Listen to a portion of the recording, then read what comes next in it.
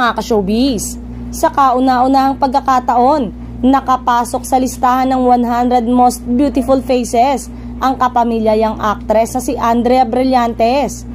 Base sa 2023 ranking ng critic website na TC Candler, si Andrea ay pang 16th place at tanging Pinay na napabilang sa top 20. Naungusan niya ang ilan pang Pinay celebrity na naging suki na ng sasabing listahan. Narito ang kanilang pagkakasunod-sunod. Actress, vlogger Ivana Alawi, 21st place. Actress Liza Soberano, 28th place.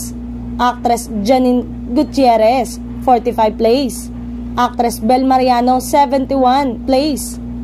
Magugunitang si Liza ang may longest streak na sa nasabing listahan kung saan ito na ang pang-siyam na taon niya.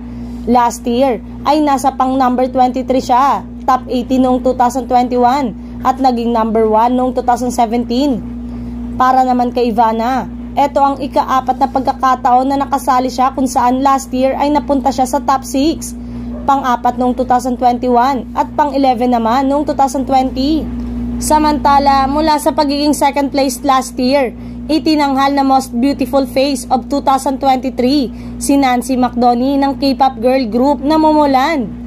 Sinundan siya ng Russian model na si Dasha Taran at Twice member na si Sana para sa second and third place respectively. Marami naman ang nagsasabing dapat umano ay kasama sa lista ng aktres na si Catherine Bernardo.